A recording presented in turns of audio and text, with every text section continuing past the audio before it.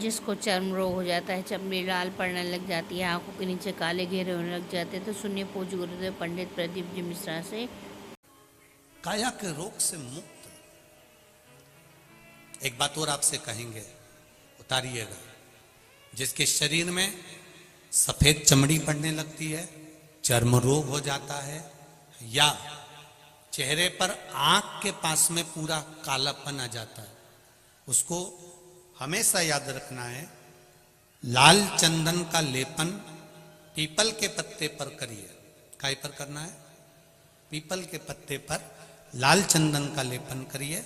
लेपन कर कर सोमवार की अष्टमी के दिन उसको लेपन कर कर वापिस निकाल कर शंकर भगवान पर उसका धीरे धीरे त्रिपुंड बनाकर लेपन करना प्रारंभ करिए। जब आप त्रिपुंड बनाकर लेपन करना प्रारंभ करें, उसके बाद उस चंदन को जो सोमवार की अष्टमी है तब निकाल कर लिया है और निकाल कर लाकर उसको डब्बी में रख लें। उस चंदन का प्रयोग चर्म रोग के स्थान पर थोड़ी थोड़ी मात्रा में करना प्रारंभ करें, पानी के साथ मिलाकर।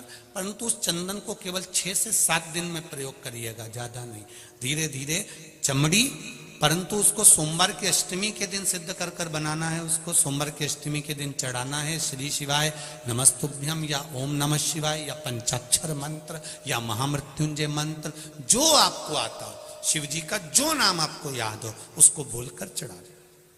उसको लिया, फिर उसको अपने शरीर पर लगाना प्रारंभ करो। उसका फल आपको 15 दिन के अंदर धीरे धीरे धीरे धीरे प्राप्त होना प्रारंभ हो। लाल चंदन का प्रयोग शिव जी के लिए अवश्य। दूसरा,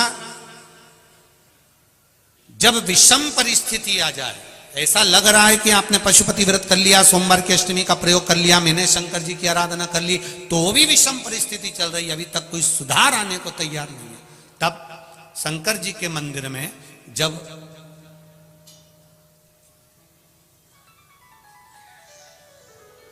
बेलपत्र चढ़ाने के लिए आप जाएं, तब प्रयास करिएगा कि बेलपत्र को, अशोक सुंदरी का स्थान सबको मालूम है ना? बोलो, जम के बोलो जरा, मालूम है सबको? अशोक सुंदरी वाली जगह पर बेलपत्री को, डंडी वाली जो जगह है जहां से पानी बहकर जाता है, उधर रखना। उसी बेलपत्री को वापस उठाना है।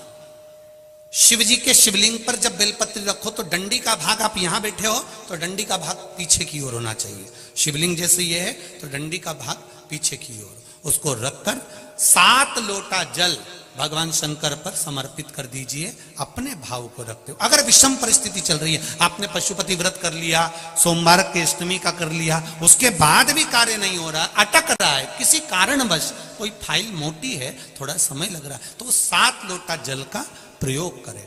धीरे धीरे 7 लोटा जल शिव जी को बाल्टी में भरकर ले जाएं अपने घर से।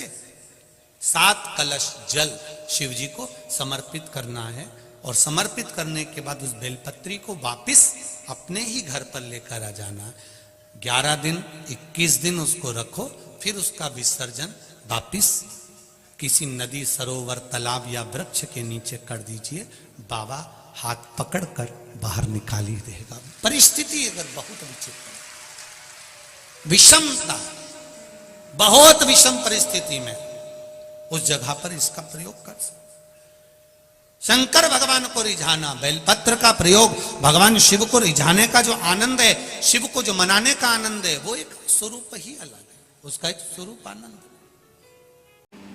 इसी तरह के उपाय जानने के लिए मेरे चैनल को लाइक शेयर फॉलो करके सब्सक्राइब कर लीजिए। हर हर महादेव, श्री शिवाय नमस्तुभ्यम।